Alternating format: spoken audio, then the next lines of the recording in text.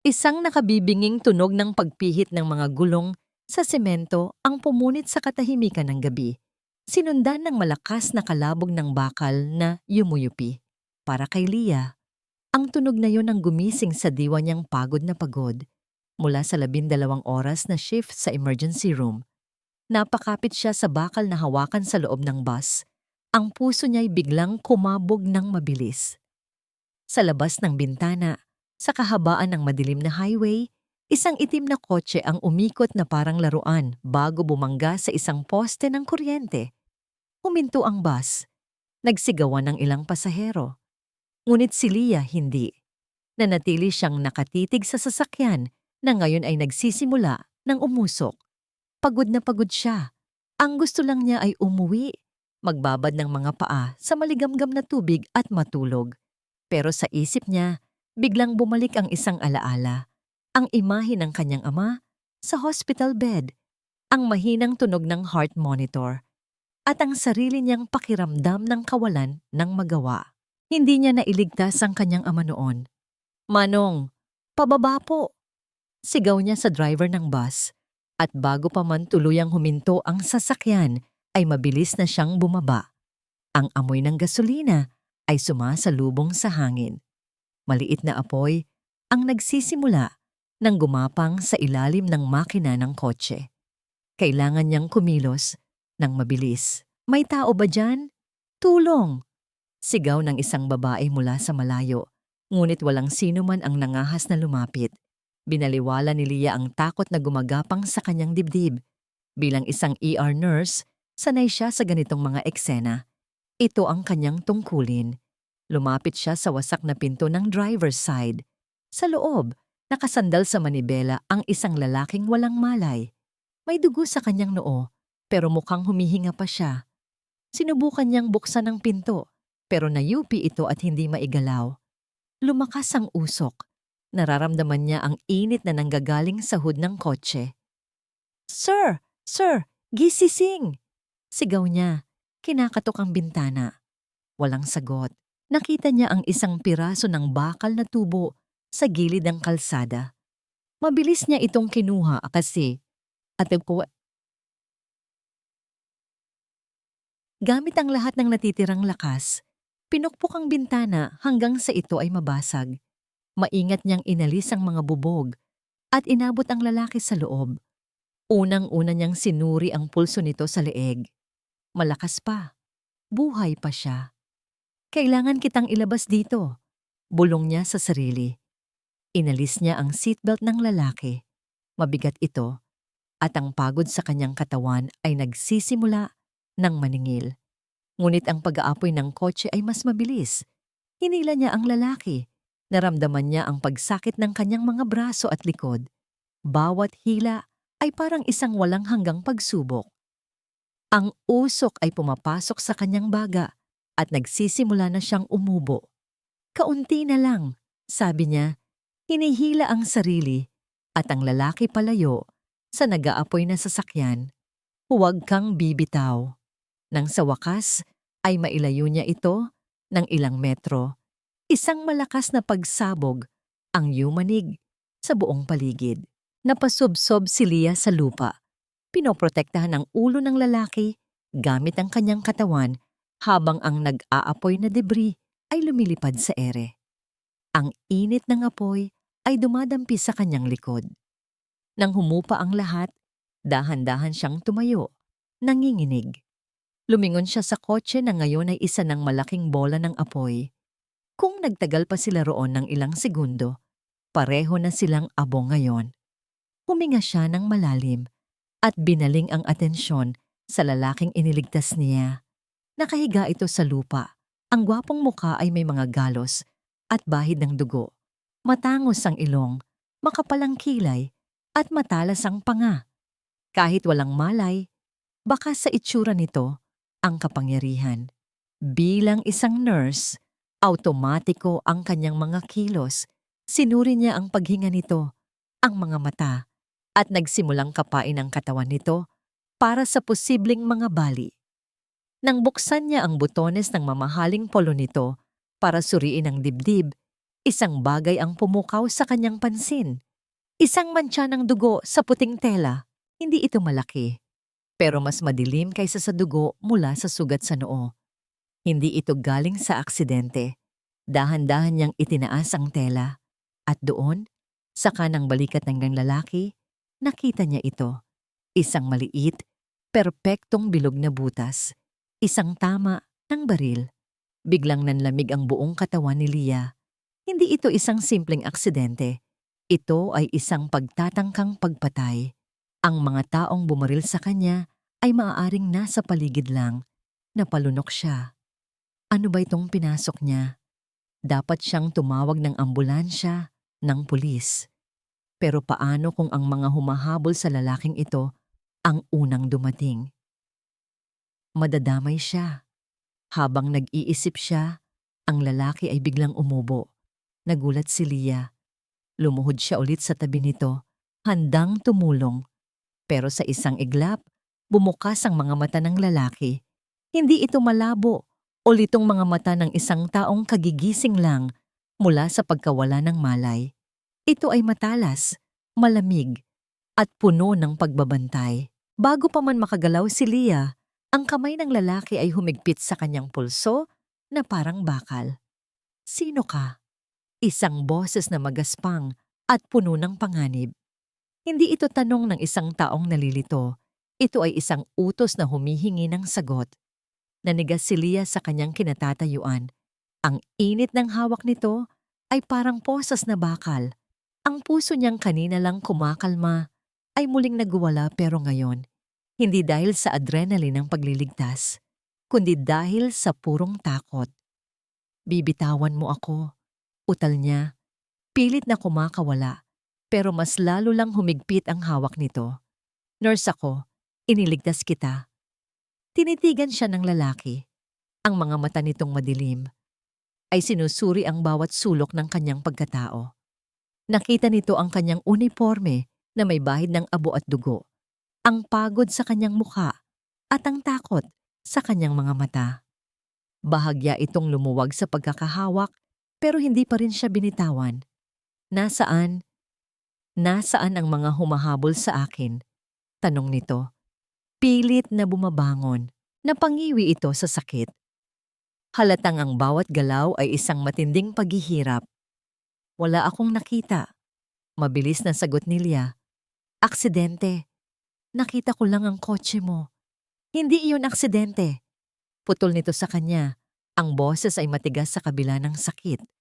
Sa di kalayuan, umalingaw-ngaw ang tunog ng sirena ng ambulansya at pulis. Isang buntong hininga ng ginhawa, ang muntik ng kumawala kay Leah. Tulong. Sa wakas, may darating na tulong. Pero ang reaksyon ng lalaki ay kabaligtaran. Ang mga mata nito ay lalong tumalas. Tumingin ito sa paligid, sa madilim na kalsada, at pagkatapos ay bumalik sa kanya. Ang tingin nito ay nag-uutos. Hindi ako pwedeng magpunta sa ospital, sabi nito. Ang bawat salita ay may bigat. Kung dadalhin mo ako roon, pareho tayong mamamatay. Nanlaki ang mga mata ni Leah. Ano? Pero kailangan mo ng doktor. May tama ka ng baril. Alam ko. Sagot nito, hindi pinapansin ang sariling sugat. At ang mga taong bumaril sa akin ay hihintayin ako sa bawat ospital sa syudad na ito. Naiintindihan mo ba? Ang tunog ng sirena ay papalapit na. Ilang minuto na lang ay narito na sila. Ginamit ng lalaki ang natitirang lakas para umupo. Napadaing ito at napahawak sa kanyang balikat. Tulungan mo akong tumayo, utos nito. Ang mga mata ay nakatutok sa kanya na parang isang agila. Dadalhin mo ako kung saan ligtas. Hindi ito isang pakiusap, isa itong kautusan. Si Leah ay napako sa kanyang kinatatayuan. Ang isip ay naguguluhan. Pwede siyang sumigaw at humingi ng tulong sa mga parating na pulis. Pwede niyang iwan ang lalaking ito sa kanyang kapalaran. Iyon ang tamang gawin, ang ligtas na gawin. Pero nakita niya ang determinasyon sa mga mata nito. Isang determinasyon na mabuhay, at nakita niya rin ang sugat na siya mismo, bilang isang nurse, ang may kakayahang gamutin pansamantala. Ang tungkulin niya na magligtas ng buhay ay mas malakas kaysa sa kanyang takot. Habang ang mga kumukutitap na ilaw ng pulis ay nagsisimulang tumama sa mga puno sa di kalayuan, nagdesisyon si Leah. Isang desisyon na babago sa kanyang buhay magpakailanman. Nanginginig ang mga kamay, inalalayan niya ang braso ng lalaki at ipinatong sa kanyang balikat. Ang bigat nito ay halos magpabuwal sa kanya, pero tiniis niya. Saan tayo pupunta? Tanong niya. Ang boses ay nanginginig. Hindi sumagot ang lalaki. Itinuro lang nito ang madilim na eskinita sa kabilang kalsada.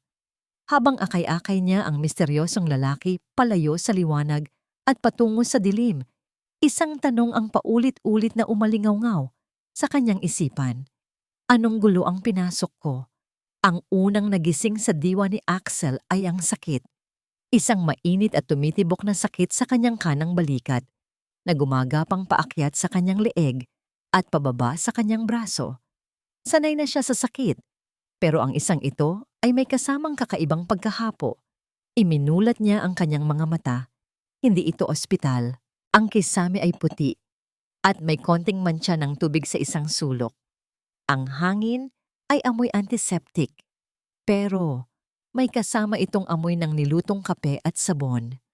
Pamilyar, pero hindi sa kanya. Saan ako? Iyon ang unang tanong na bumuo sa isip niyang sinanay sa pagiging alerto. Mabilis niyang sinuri ang paligid nang hindi ginagalaw ang kanyang ulo. Isang maliit na kwarto, isang lumang aparador na gawa sa kahoy, isang bintanang natatakpan ng simpleng puting kurtina. Ito ay isang bitag. Iyon ang kanyang unang konklusyon. Sinubukan niyang bumangon, pero isang matinding kirot sa kanyang balikat ang pumigil sa kanya. Napangiwi siya, napahawak sa bahaging yon ng kanyang katawan. Basa ang kanyang damit. Dugo. Ang kanyang dugo. Naalala niya ang lahat sa isang iglap. Ang biglaang pagharang ng dalawang itim na van, ang sunod-sunod na putok ng baril, ang pagkawala ng kontrol sa manibela, at ang nakakasilaw na liwanag bago ang lahat ay naging itim. At pagkatapos, isang mukha, isang babae. Bumukas ang pinto ng kwarto at pumasok ang babaeng yon. Ang babae mula sa kalsada. Nakasuot pa rin ito ng kanyang uniforme ng nurse, pero tinanggal na nito ang anumang bakas ng abo at dumi. May dala itong isang tray na may lamang isang baso ng tubig, ilang gamot, at mga bagong benda. Pinanood siya ni Axel. Bawat galaw nito ay kanyang pinag-aralan. Ang paraan ng paglalakad nito, maingat. Tila natatakot na makagawa ng ingay. Ang panginginig ng mga kamay nito habang inilalapag ang tray sa maliit na mesa. Takot ito. O nagpapanggap lang na takot? Gising ka na pala, sabi ni Leah. Ang boses ay mahina. Huwag kang masyadong gumalaw. Kailangan nating palitan ang benda sa sugat mo. Hindi sumagot si Axel. Ang mga mata niya ay nanatiling nakatitig sa kanya, malamig at mapanuri. Sino ka? Ulit niya sa tanong na binitawan niya kanina sa kalsada. Napalunok si Leah. Sinabi ko na sa'yo. Ako si Leah. Isa akong nurse. Tinulungan kita. Bakit? Bakit? Tanong ni Axel. Ang boses ay walang emosyon. Sa mundo niya, walang tumutulong ng walang kapalit. Ang kabaitan ay isang maskara para sa kasakiman o isang patibong para sa katangahan. Dahil trabaho kong magligtas ng buhay, sagot ni Leah, isang bahid ng inis ang gumuhit sa kanyang boses. Iyon lang, walang ibang dahilan. Tinitigan niya ito ng matagal, hinahanap ang anumang senyales ng pagsisinungaling. Pero wala siyang makita, kundi pagod at isang kakaibang katatagan. Ang tubig, sabi niya, tumango sa baso. Inumin mo, para to sa mga gamot. Ikaw ang unang uminom. Natigilan si Leah at pagkatapos ay napagtanto niya ang ibig sabihin ni Axel. Ang mga mata niya ay bahagyang nanlaki sa hindi makapaniwalang tingin. Sa tingin mo lalasunin kita? matapos kitang iligtas mula sa sumasabog na kotse. Ang pagsabog ay maaaring parte ng plano. Sagot ni Axel. Ang boses ay kasing lamig ng yelo. Isang buntong hininga ng pagkadismaya ang kumawala kay Leah. Walang imik niyang kinuha ang baso at uminom mula rito. Pagkatapos ay inabot niya ito kay Axel. Masaya ka na? Kinuha yon ni Axel at ininom ang natitira. Inabot niya ang mga tableta at nilunok ang mga ito ng walang tubig. Kailangan kong linisin ulit yung sugat mo, sabi ni Leah. Lumalapit na may dalang malinis na bimpo at bote ng antiseptic. Huwag mo akong hahawakan, babala ni Axel. Magkaka-impeksyon ka niyan, giit ni Leah. Ang kanyang profesional na tungkulin ay nanaig sa kanyang takot. Kung ayaw mong mamatay sa impeksyon bago ka pa mahanap ng mga humahabol sa'yo, hahayaan mo akong gamutin ka. Ang katigasan sa boses nito ay nagpagulat kay Axel. Sa kabila ng panginginig ng mga kamay nito, may tapang sa kanyang mga mata. Isang katangian na parehong hinahangaan at pinagdududahan niya. Dahan-dahan siyang tumango. Maingat na inalis ni Leah ang madugong benda. Napangiwi si Axel nang dumampi ang malamig na antiseptic sa kanyang balat. Habang ginagamot siya nito, hindi maalis ni Axel ang tingin sa kanya. Pinanood niya ang konsentrasyon sa mukha nito, ang kahusayan ng mga kamay nito. Marahil nga ay nagsasabi ito ng totoo. Marahil ay isa lang talaga siyang nurse na napunta sa maling lugar sa maling pagkakataon. Ngunit ang marahil ay isang salita na hindi kayang pagtiwalaan ni Axel Del Fierro. Nang matapos si Leah, tumayo ito para itapon ang mga lumang benda. Sa sandaling iyon, isang matinis na haginit ang dumaan sa hangin. Sinundan ng malakas na pagbasag ng salamin sa may sala. Bago pa man makasigaw si Leah, ang mga taon ng pagsasanay at instinct ni Axel ang kumilos. Sa isang mabilis na galaw na binaliwala ang sakit sa kanyang balikat, hinila niya si Leah pababa sa sahig. Halos sabay silang bumagsak ng isa pang bala ang tumama sa pader kung saan siya nakatayo kanina. Nagkalat ng alikabok at pira-piraso ng semento. Dapa! Sigaw ni Axel. Ang katawan niya ay nakapatong kay Liko para protektahan ito. Narinig niya ang sunod-sunod na putok mula sa labas. Binabaril nila ang apartment. Natagpuan na siya ng mga ito. Nanginginig si Leah sa ilalim niya. Anong nangyayari? Nandito na sila, sagot ni Axel. Ang isip ay mabilis na nag-iisip ng paraan para makatakas. Tumingin siya sa paligid ng maliit na apartment.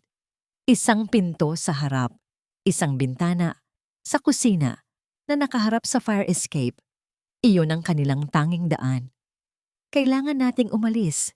Ngayon na, sabi niya. Bumabangon at hinihila si Leah patayo. Ang sunod-sunod na putok ay tumigil. Isang nakakabinging katahimikan ang pumalit.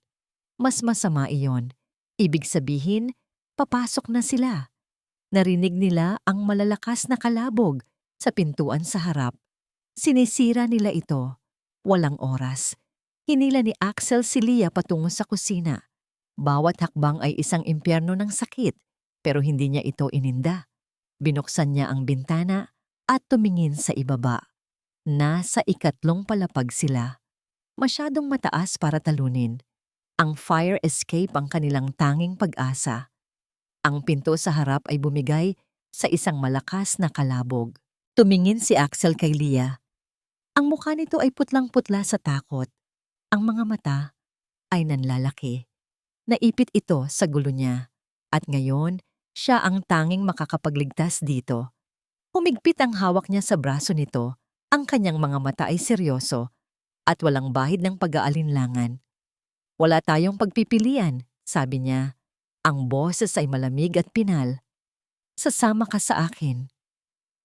Ang bawat gusali na kanilang nilagpasan ay tila isang anino lamang sa paningin ni Leah.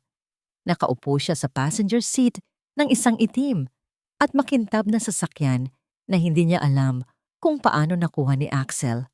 Ang alam lang niya, matapos ang kanilang nakakakabang pagtakas sa fire escape at paglusot sa madidilim na eskinita, isang tawag lang mula sa cellphone na kinuha ni Axel mula sa kung saan, at ang sasakyang ito ay sumulpot na parang mahika. Nanginginig pa rin ang kanyang mga kamay. Binalingan niya ng tingin ang lalaking katabi niya, si Axel.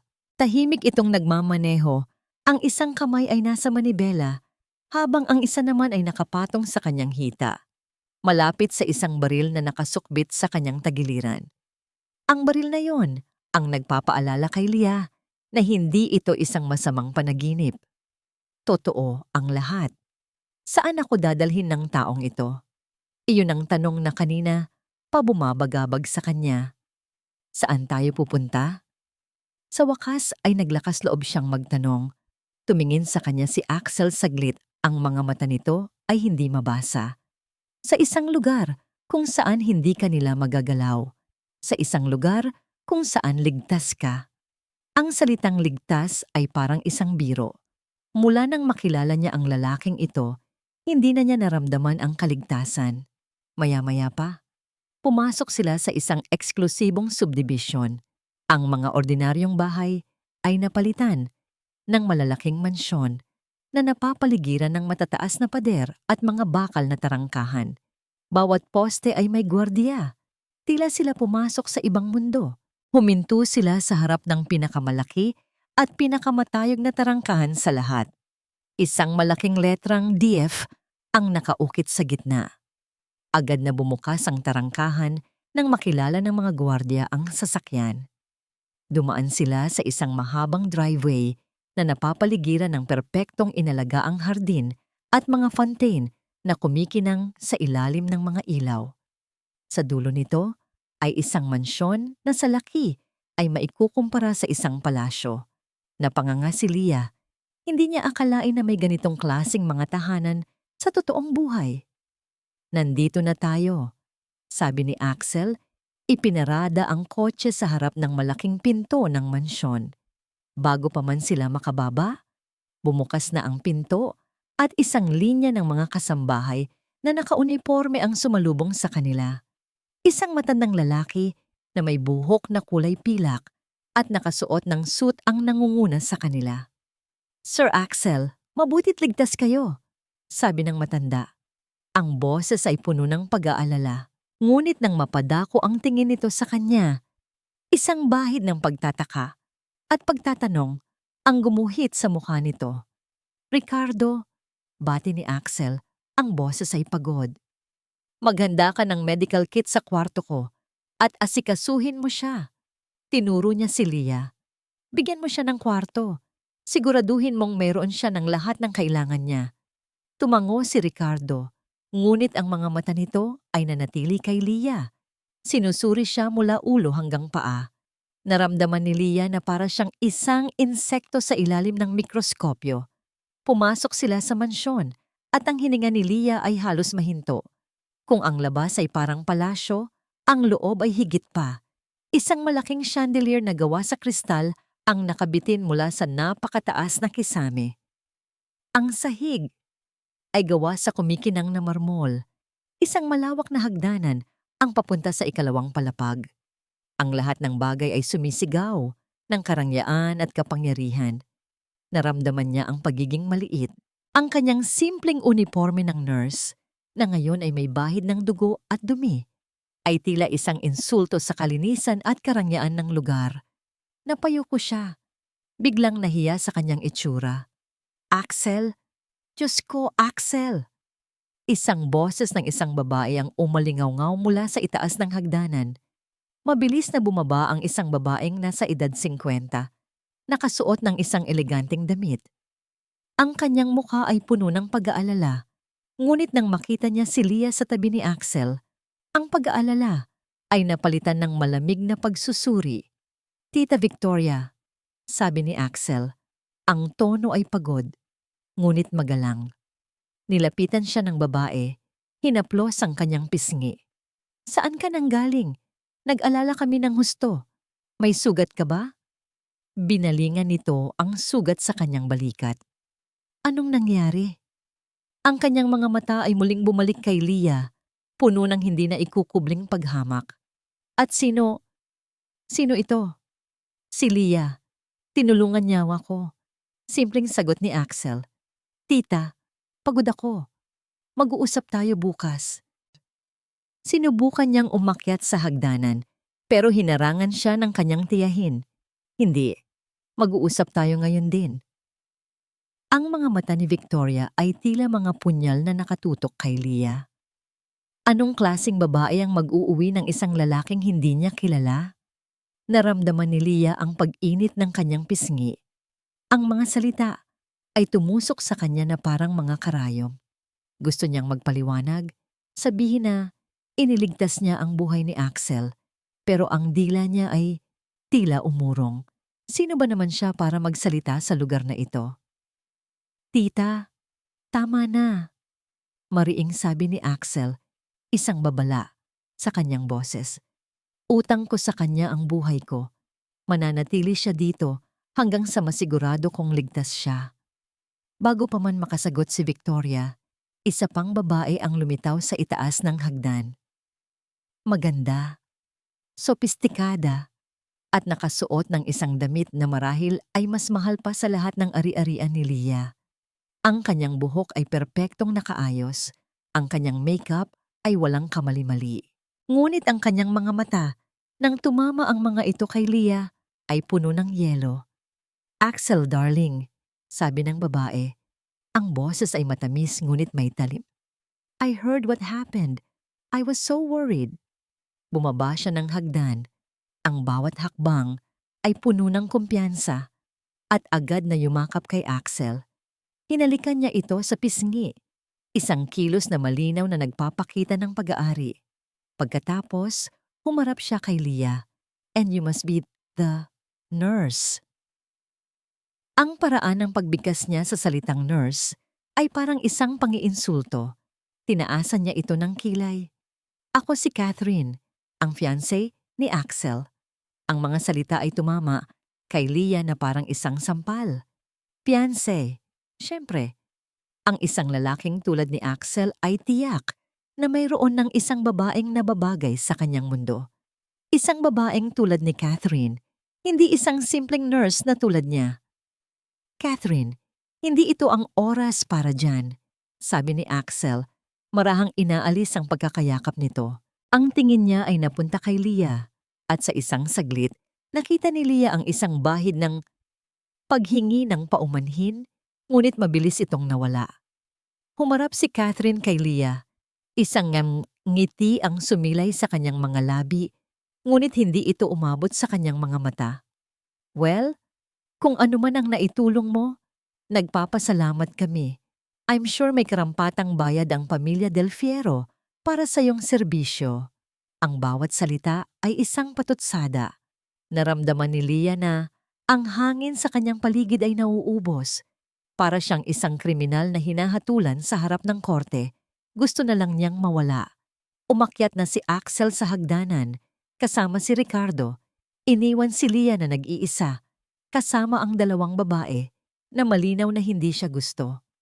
Huminga ng malalim si Victoria at tiningnan si Leah na para bang isa itong dumi sa kanyang mamahaling alpombra. Kumuha ito ng isang checkbook mula sa maliit na mesa sa tabi at nagsimulang magsulat. Hindi ko alam kung anong motibo mo, sabi ni Victoria, ang boses ay malamig. Pero hindi ako tanga. Narito. Iniabot nito ang isang piraso ng papel kay Leah. Isang tseke. Ito na ang bayad sa serbisyo mo, sabi nito. Ang mga salita ay matalas at walang emosyon. Pwede ka nang umalis. Nakatitig lang si Leah sa tsekeng nasa ere. Hindi niya alam kung ano ang mararamdaman. Galit? Hiya? Pagkapagod? Ang alam lang niya, ang lugar na sinasabi ni Axel na ligtas ay mas mapanganib pa kaysa sa apartment niyang binabaril. Dito, ang mga bala ay hindi gawa sa tingga. Ang mga bala ay mga salita. At lahat ng yon ay nakatutok sa kanya. Sir Axel, kailangan po ninyong mag-ingat. Ang boses ni Ricardo ang pumutol sa pag-iisip ni Axel habang tinatanggal nito ang lumang benda sa kanyang balikat. Nasa loob na sila ng malawak na kwarto ni Axel, isang lugar na mas mukhang opisina ng isang CEO kaysa silid tulugan. Lagi naman akong nag-iingat, Ricardo. Sagot ni Axel, ang tingin ay nasa malayo. Tila tinatanaw ang hardin sa labas ng bintana. Pero ang totoo, ang isip niya ay nasa baba. Sa babaeng iniwan niyang kaharap ang dalawang pinakamahirap pakisamahan sa buong mansyon. Isang pagkakamali iyon. Dapat ay hindi niya ito iniwan. Iba po ito. Pagpapatuloy ni Ricardo, ang tono ay puno ng pag-aalala na sa pandinig ni Axel ay tila sobra-sobra. Ang babaeng iyon, si Leah, saan niyo po siya nakilala? Iniligtas niya ako. Maikling sagot ni Axel. Ayaw nang pahabain ang usapan. Bawat paggalaw ng braso niya ay nagdudulot ng kirot, isang paalala ng kanyang kapabayaan. Paanong hindi niya nakita ang pag-ataking iyon? Isang nurse na nagkataon lang na nandoon sa tamang oras at tamang lugar? Sir, sa mundo natin, walang nagkakataon lang, sabi ni Ricardo, habang maingat na nilalagyan ng gamot ang sugat. Ang mga salita ni Ricardo ay tumama sa isang pamilyar na ugat sa isip ni Axel, ang pagdududa. Iyon ang unang itinuro sa kanya ng kanyang ama. Huwag kang magtitiwala kahit sa sarili mong anino.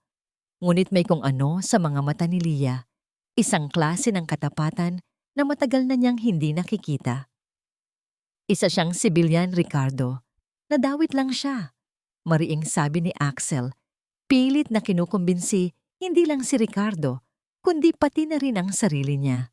Sana nga po ay ganoon lang. Malumanay na sagot ni Ricardo. Pero ang paraan ng pagkakasabi niya ay nag-iiwan ng espasyo para sa pag-aalinlangan. Mag-iingat pa rin po tayo. Iimbestigahan ko ang kanyang pagkatao para makasiguro tayo. Bumuntong hininga si Axel. Gawin mo ang dapat mong gawin. Nang matapos gamutin ang kanyang sugat, bumaba si Axel. Naabutan niya ang eksenang kinatatakutan niya. Si Tita Victoria, nakatayo na parang reyna, hawak ang isang tseke. At si Leah, nakatayo sa gitna ng malawak na foyer, mukhang isang nawawalang kordero na napapaligiran ng mga lobo. Ang mukha nito ay putlang-putla, ang mga mata ay nagpapakita ng pinaghalong sakit at pagsuway. Ano to? Tanong ni Axel. Ang boses ay mababa at delikado. Nagulat si Victoria. Mabilis niyang sinubukang itago ang tseke, pero huli na. Binibigyan ko lang siya ng nararapat para sa kanyang serbisyo. Katwiran ng tiyahin niya. Hindi siya pwedeng manatili dito, Axel. Hindi siya kabilang dito. Naglakad si Axel papalapit. Kinuha ang tseke mula sa kamay ng kanyang tita at tiningnan ito. Isang malaking halaga. Isang halaga na kayang bumili ng katahimikan. Isang halaga na kayang magtaboy ng isang tao. Napuno ng galit ang kanyang sistema. Tiningnan niya si Leah na ngayon ay nakayuko, tila nahihiyang masaksihan ang lahat. Hindi siya aalis, sabi ni Axel. Ang mga mata ay nakatutok kay Victoria. Pagkatapos, sa harap nilang lahat, pinunit niya ang tseke. 2 beses, 3 beses, hanggang sa maging maliliit na piraso ito. Mananatili siya dito. Sa ilalim ng proteksyon ko, hanggat sinasabi ko, naiintindihan mo ba, tita? Ang mukha ni Victoria ay namula sa galit at hiya, pero wala itong nagawa, kundi tumango ng tahimik. Sumunod ka sa akin, sabi ni Axel kay Leah. Hindi na pinapansin ang kanyang tiyahin at si Catherine na nakatayo sa gilid na may ngit-ngit sa mukha. Dinala niya si Leah sa library, isang silid na puno ng mga libro, mula sahig hanggang kisame. Isinara niya ang pinto para magkaroon sila ng privacy. Pasensya ka na sa kanila, sabi niya. Ang boses ay mas malumanay na ngayon. Hindi sila sanay sa mga taong tulad ko? Putol ni Leah. Ang boses ay mahina, pero may bahid ng pait.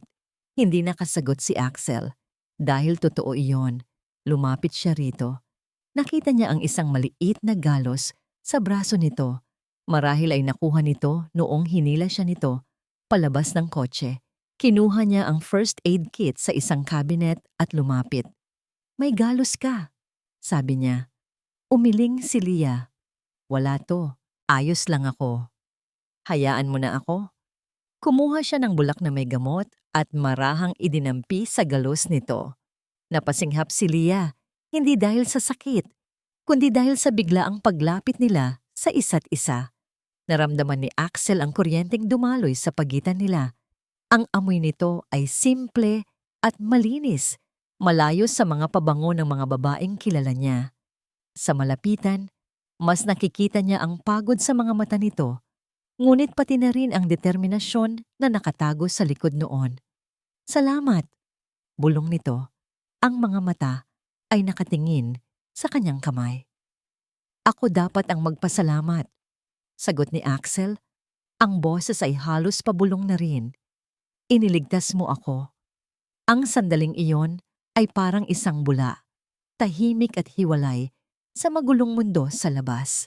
Tinitigan niya ang mukha nito, ang mga labi nito, pero ang demonyo ng pagdududa ay malakas. Ang mga salita ni Ricardo ay bumalik sa kanyang isipan. Sa mundo natin, walang nagkakataon lang. Bigla siyang lumayo, pinutol ang anumang namumuong koneksyon. Ang init ay napalitan ng lamig. "Ano ba talaga ang alam mo tungkol sa akin bago ang aksidente?" tanong niya. Ang boses ay muling naging formal at mapanuri. Natigilan si Leah sa biglaang pagbabago ng kanyang tono. Ang lambing sa mga mata ni Axel ay nawala. Napalitan ng pader na bakal. Tumingin ito sa kanya, nasasaktan at nalilito. "Wala," sagot nito. Ang boses ay nanginginig. "Hindi kita kilala. Nakita lang kita sa isang nag-aapoy na kotse." Gusto niyang maniwala. Isang parte niya ay desperadong gustong maniwala. Ngunit ang parte na sinanay para mabuhay sa kanyang mundo ay hindi siya hahayaan. Ang pagtitiwala ay isang luho na hindi niya kayang bayaran.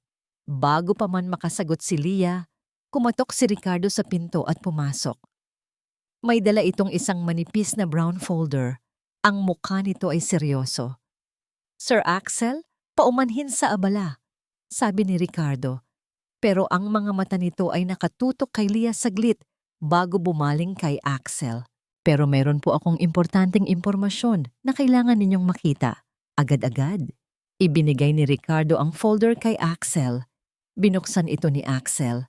Sa loob, naroon ang isang larawan ni Leah. Sa ilalim nito ay ang kanyang buong pangalan, Leah Andrea Pascual. At sa ilalim ng kanyang pangalan, naroon ang impormasyon tungkol sa kanyang pamilya.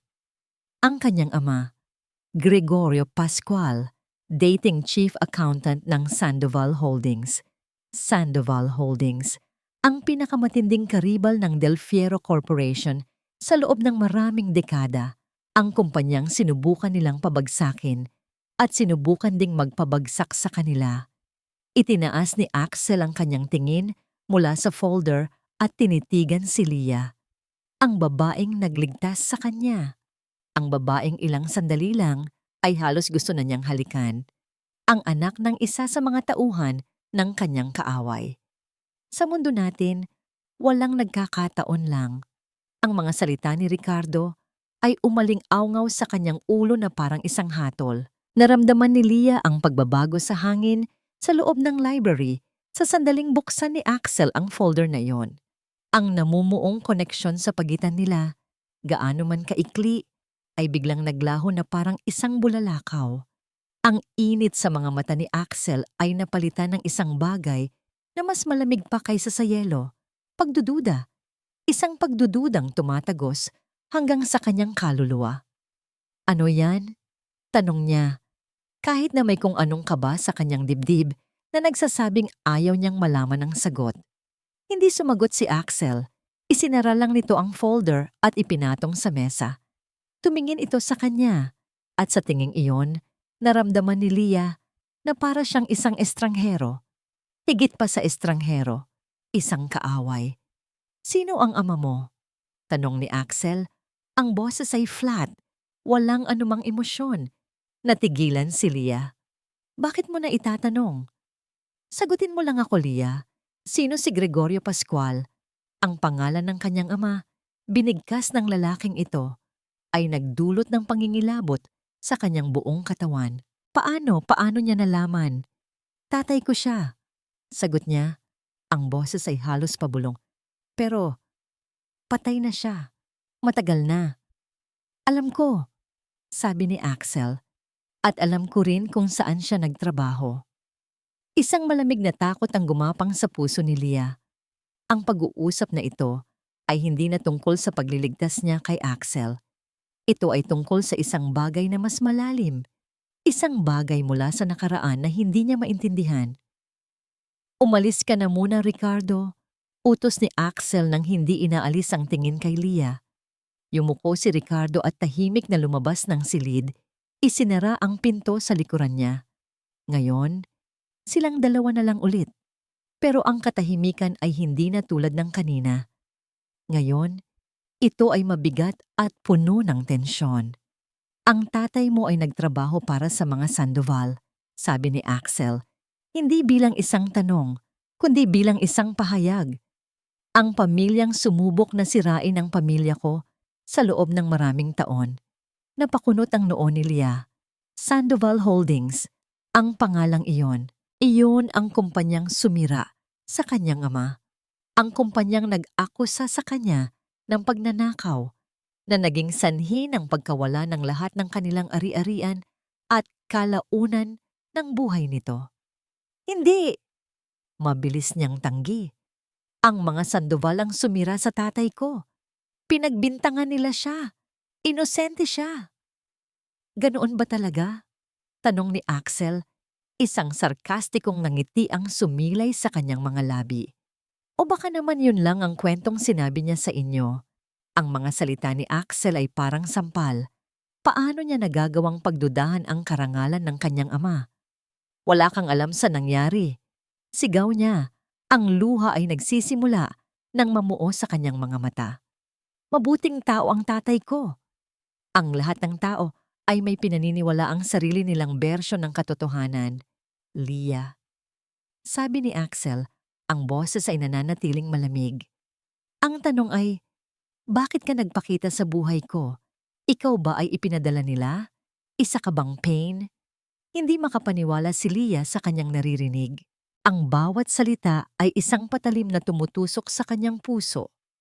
Matapos niyang isugal ang kanyang buhay, ito ang igaganti sa kanya? Pagbibintang? Hindi ko alam ang sinasabi mo. Sabi niya, ang boses ay basag na. Iniligtas kita. Iyon lang.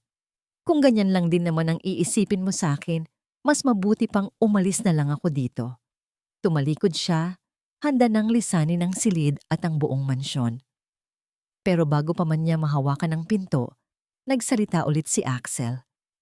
Hindi ka pwedeng umalis. Nakita ka nila kasama ko. Delikado para sa'yo sa labas. Napahinto si Lia. Tama si Axel. Kahit gaano niya kagustong umalis, hindi niya kaya. Isa siyang bilanggo sa gintong hawla na ito. Kasama ang isang lalaking tingin sa kanya ay isang sinungaling at isang espiya. Walang salitang lumabas siya ng library, iniwan si Axel doon. Kailangan niya ng hangin. Kailangan niyang makapag-isip. Naglakad siya ng walang direksyon. Sa loob ng malaking bahay, ang kanyang isip ay gulong-gulo. Ang mga akusasyon ni Axel ay umuulit-ulit sa kanyang utak. Sandoval, Del Fierro. Ang mga pangalang iyon, parang may koneksyon na hindi niya maalala. Napunta siya sa isang pasilyo na may mga nakasabit na larawan ng pamilya. Mga larawan ng mga henerasyon ng mga Del Fierro. Sa isang sulok, nakita niya ang isang pamilyar na muka. Isang mas batang bersyon ni Victoria. May kausap itong isang babae. Oo, Tita Elena. Narinig ni Lia ang boses ni Victoria mula sa isang bahagyang bukas na pinto sa di kalayuan. Oo, ang anak ni Gregorio Pascual. O yung accountant na nasangkot sa Sandoval financial scandal noon. Hindi ko alam kung anong binabalak niya, pero hindi ako papayag na sirain niya ang pamangkin ko. Sandoval financial scandal. Ang mga salitang yon ay parang kulog na dumagundong sa pandinig ni Leah. Dahan-dahan siyang naglakad palapit sa pinanggagalingan ng boses. Isang maliit na pag-aaral. Sa loob, nakaupo si Victoria, kausap ang isang tao sa telepono. Sinira natin ang Sandoval Holdings noon at hindi malayong gusto nilang gumanti ngayon gamit ang babaeng yon. Pagpapatuloy ni Victoria, ang Del Fiero Corporation ang naglabas ng ebidensya ng pandaraya nila. Kaya bumagsak ang kumpanya at nakulong ang ilang opisyal nila. Sayang lang at hindi nadamay yung Pascual na yon. Inatake sa puso bago pa man mahatulan. Ang bawat salita ni Victoria ay parang isang piraso ng puzzle na bumubuo ng isang nakakakilabot na larawan sa isip ni Leah. Ang Del Fiero, ang kumpanya nila, sila ang naglabas ng ebidensya. Sila ang dahilan kung bakit nasira ang pangalan ng kanyang ama. Sila ang dahilan kung bakit siya namatay, ang pamilya ni Axel, ang pamilya ng lalaking iniligtas niya. Sila ang pumatay sa kanyang ama. Napahawak si Leah sa pader para suportahan ang sarili. Ang kanyang mga binti ay biglang nanghina. Ang hangin ay tila nawala sa silid. Dahan-dahan siyang tumalikod, lumayo sa silid na yon bago pa man siya makita ni Victoria. Ang kanyang puso ay dumudugo, hindi lang dahil sa sakit ng nakaraan, kundi dahil sa sakit ng kasalukuyan. Naglakad siya pabalik sa library. Nandoon pa rin si Axel nakatayo malapit sa bintana, nakatalikod sa pinto. Hawak ang isang lumang dyaryo na nakita niya sa isang mesa kanina. Isang artikulo tungkol sa pagbagsak ng Sandoval Holdings. Lumapit siya kay Axel. Nanginginig ang kanyang mga kamay. Totoo ba ito? Tanong niya. Ang boses ay puno ng sakit at galit na hindi niya na kayang itago. Humarap si Axel. Nang makita niya ang dyaryo sa kamay ni Leah at ang itsura ng kanyang mukha, alam na nito. Ang pamilya mo. Sinira ninyo ang pamilya ko. Sigaw niya. Ang mga luha ay malaya nang dumadaloy sa kanyang mga pisngi. Kayo. Kayo ang dahilan kung bakit namatay ang tatay ko. Nakatayo lang si Axel doon. Seryoso ang mukha. Walang salitang namumutawi sa kanyang mga labi. Ang kanyang katahimikan ay isang kumpirmasyon. Isang katahimikang sumira sa anumang natitirang pag-asa o mumunting damdamin na nagsimulang mabuo sa puso ni Leah. Ang lalaking iniligtas niya mula sa kamatayan ay ang tagapagmana ng mga taong nagdulot ng kamatayan sa kanyang ama.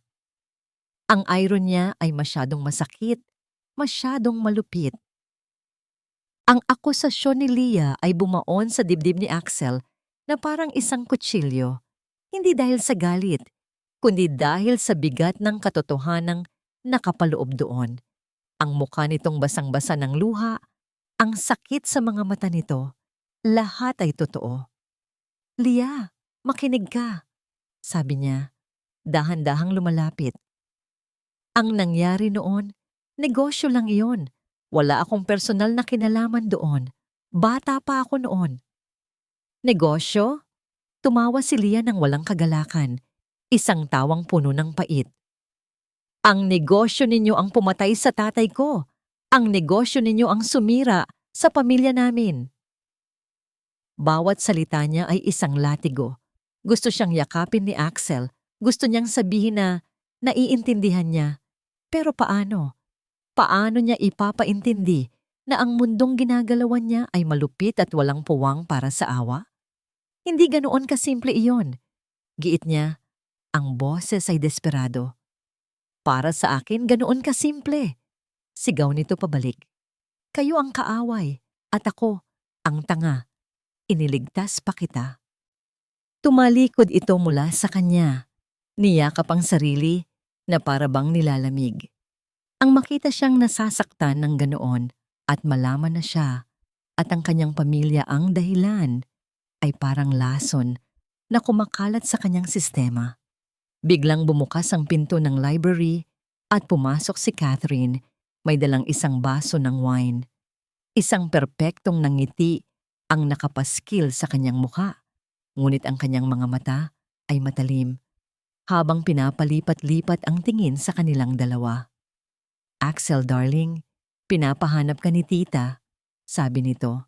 Ang boses ay malambing, ngunit halatang sinadya para marinig ni Leah. Lumapit ito kay Axel at ipinulupot ang braso sa baywang nito. Inaayos na niya ang engagement party natin. Ang salitang engagement party ay sadyang idiniin ni Catherine. Tumingin ito kay Leah na may mapang-asar ng ngiti. "Oh, pasensya na. May istorbo ba ako?" Napatingin si Axel kay Leah. Nakita niya ang karagdagang sakit na idinulot ng mga salita ni Catherine. Ang balikat nito ay bahagyang bumagsak. Isang senyales ng pagkatalo. Isang mabangis na galit ang umakyat sa kalooban ni Axel. Isang galit na nakatutok kay Catherine. "Umalis ka, Catherine." "Pero darling, sinabi kong umalis ka." Ulit niya, ang boses ay mababa at puno ng babala. Ang nangiti ni Catherine ay naglaho, napalitan ng inis. Binitawan nito si Axel at naglakad palabas. Pero hindi bago bigyan si Leah ng isang masamang tingin. Nang sila na lang ulit ang natira, ang tensyon ay mas lalong bumigat. Sinubukan ni Leah na lampasan siya para umalis, pero hinarangan niya ang daan. "Huwag mo siyang pansinin," sabi ni Axel. Walang katotohanan ang sinasabi niya. "Hindi na mahalaga," sagot ni Leah, hindi tumitingin sa kanya. "Wala akong pakialam sa kung sino ang pakakasalan mo. Ang gusto ko lang ay umalis dito." "Hindi ka pwedeng umalis," sabi ni Axel. Ang pagtitimpi niya ay unti-unti nang nauubos. "Hindi mo ba naiintindihan? Delikado sa labas." "Mas delikado dito," sagot nito. Sa wakas ay tumingin sa kanya. Ang mga mata ay nag-aapoy sa galit at sakit. "Dito, kasama ka."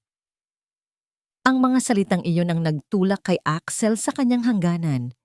Ang pag-aalala, ang guilt, ang frustrasyon, at isang damdaming hindi niya mapangalanan. Lahat ay sumabog sa loob niya. Sa isang mabilis na kilos, hinawakan niya ang braso ni Leah at marahan ngunit mariin siyang itinulak papunta sa madilim na sulok ng library, malapit sa isang malaking bintana na tanaw ang hardin sa gabi. Ikinulong niya ito sa pagitan ng kanyang mga braso. Ang mga kamay niya ay nakapatong sa pader sa magkabilang gilid ng ulo nito. "Bibitawan mo ako," sabi ni Leah. Ang boses ay nanginginig habang sinusubukan nitong itulak siya palayo. "Hindi," sagot ni Axel. Ang mukha niya ay ilang pulgada na lang ang layo sa mukha nito. "Hindi hanggat hindi mo ako pinakikinggan. Wala akong gustong marinig mula sa'yo. Kung ganoon, huwag kang makinig." At bago pa man niya mapigilan ang sarili, bago pa man manaig ang kanyang rason, ibinaba niya ang kanyang labi at siniil ito ng isang halik. Hindi ito isang malambing na halik. Ito ay marahas, puno ng desperasyon. Isang halik na naglalaman ng lahat ng kanyang hindi masabing mga salita, ng kanyang galit, ng kanyang pagkalito. Ito ay paraan niya ng pagsasabing, "Huwag kang umalis." Ito ay paraan niya ng pagsasabing, "May pakialam ako." Sa simula, nanlaban si Leah. Tinutulak siya nito. Sinusuuntok ang kanyang dibdib, pero hindi siya gumalaw. Ipinagpatuloy niya ang paghalik dito hanggang sa unti-unti naramdaman niya ang pagbabago. Ang mga kamao nito ay dahan-dahang bumukas. Ang paninigas ng kanyang katawan ay bahagyang lumambot. At pagkatapos, sa isang saglit na nagpatigil sa mundo ni Axel, naramdaman niya ang pagtugon nito. Isang halos hindi mahahalata, ngunit naroroon na pagtugon. Ang halik ay nag-iba. Ang bagsik ay napalitan ng pananabik. Ang galit ay napalitan ng isang bagay na mas malalim. Isang bagay na pareho nilang kinatatakutan. Nang sa wakas ay maghiwalay ang kanilang mga labi, pareho silang humihingal. Nakasandal si Leah sa pader. Ang mga mata ay nakapikit. Tila pinoproseso ang nangyari. Nakatitig lang si Axel sa kanya. Ang puso niya ay kumakaripas. "Huwag kang magkakamaling isipin na may pakialam ako sa kanya," bulong ni Axel Ang boses ay magaspang. Tinutukoy si Catherine. Ikaw. Hindi niya natapos ang sasabihin niya.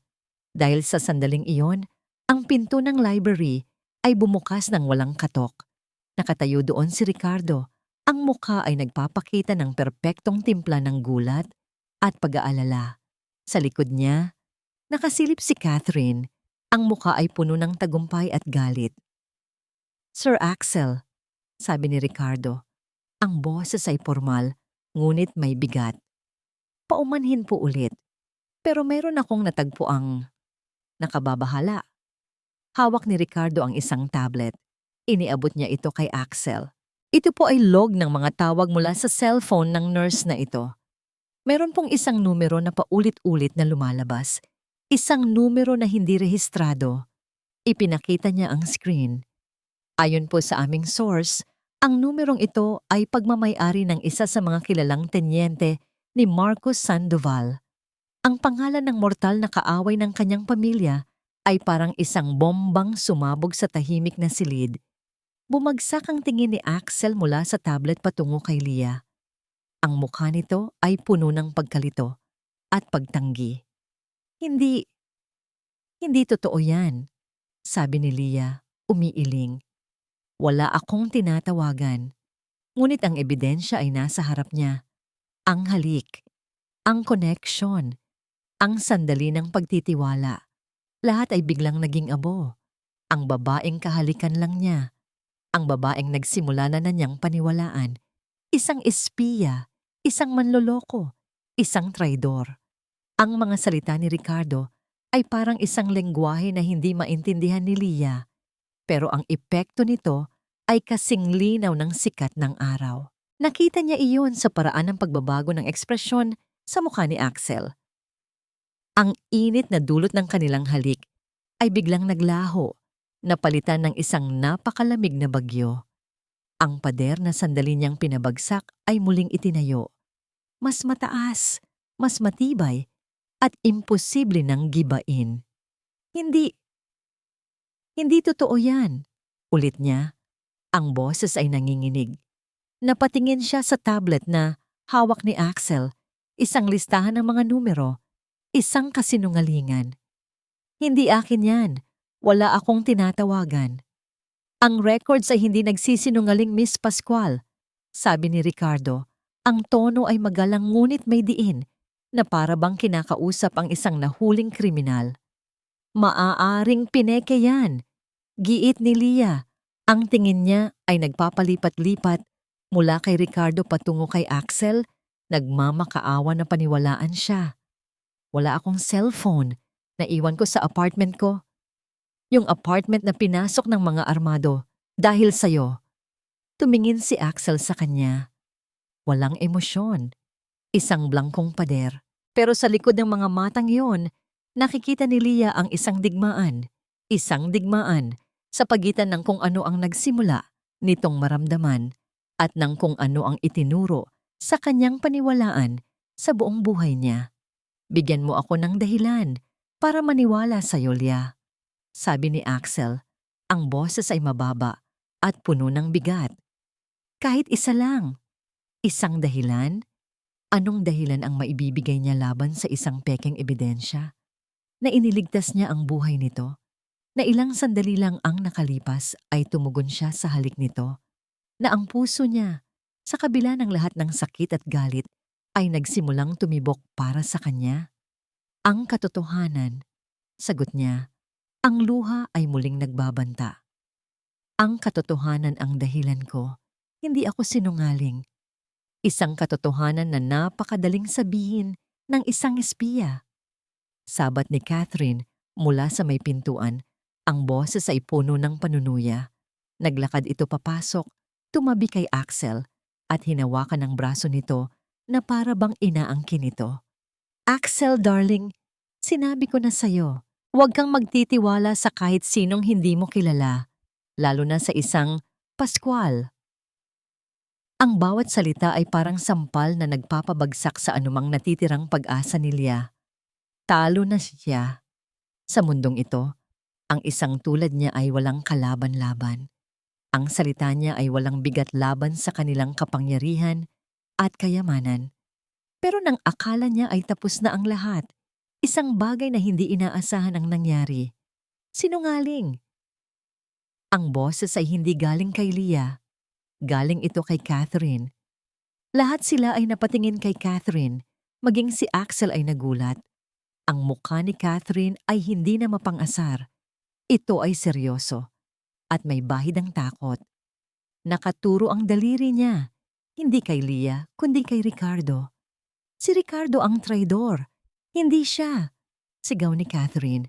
Natahimik ang buong silid. Si Ricardo ay bahagyang nanlaki ang mga mata sa gulat bago ito napalitan ng isang kalmadong ekspresyon. Miss Catherine, marahil ay pagod lang po kayo. Huwag mo akong tawaging pagod. Putol ni Catherine, ang boses ay nanginginig sa galit. Nakita kita. Sa hardin, kagabi. May kausap ka sa cellphone, akala mo walang nakakarinig. Binabanggit mo ang pangalan ni Marcos Sandoval. Sinasabi mo na ang lahat ay ayon sa plano. Tumingin si Axel kay Ricardo, na ngayon ay may malungkot na ngiti sa kanyang mga labi. Sir Axel, alam niyo naman po kung gaano kahirap ang pinagdaanan ni Miss Catherine. Ang kanyang selos, minsan ay nagdudulot ito ng mga ganitong imahinasyon. Hindi ito imahinasyon. Giit ni Catherine, bumaling kay Axel. Axel, maniwala ka sa akin. Siya ang nag-set up ng ambush. At ngayon, sinusubukan niyang ibaling ang sisi sa babaeng to para pagtakpan ng sarili niya. Pakiusap, maniwala ka sa akin. Ang desperasyon sa boses ni Catherine ay totoo. Naramdaman yun ni Leah. Sa kauna-unahang pagkakataon, nakita niya ang totoong Catherine, hindi ang mapagmataas na socialite, kundi isang babaeng natatakot para sa buhay ng lalaking mahal niya. Ngunit ang kasaysayan ay hindi pabor kay Catherine. Ang kanyang mga nakaraang selos, ang kanyang mga gawa-gawang kwento para lang makuha ang atensyon ni Axel. Lahat ng yon ay nagsilbing lason sa kanyang kredibilidad ngayon.